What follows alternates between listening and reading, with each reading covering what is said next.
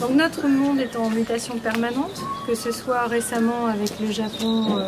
le tsunami, le risque nucléaire, ou que ce soit dans les différents pays du monde arabe, les révolutions démocratiques.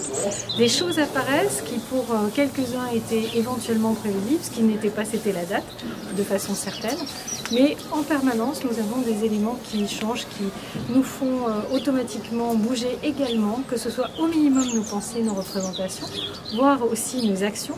On voit par exemple que ce qui s'est passé au Japon relance le débat sur le nucléaire, donc ravive certains questionnements. La Tunisie nous renvoie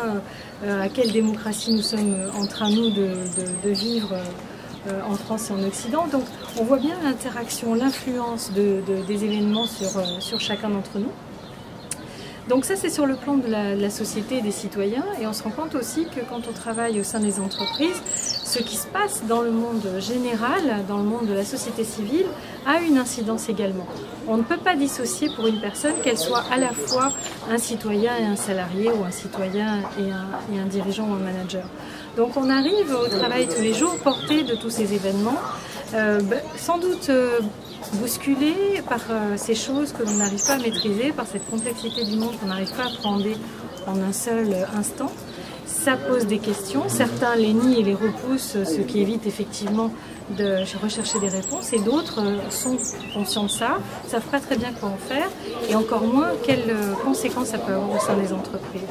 Donc ce que nous proposons avec les ateliers de la mutation, c'est d'avoir à la fois cette vision globale de la compréhension d'un monde qui change, d'arriver à identifier quelles sont les tendances fortes de changement et de mutation, de comprendre les conséquences que ça a aussi bien au niveau individuel que collectif,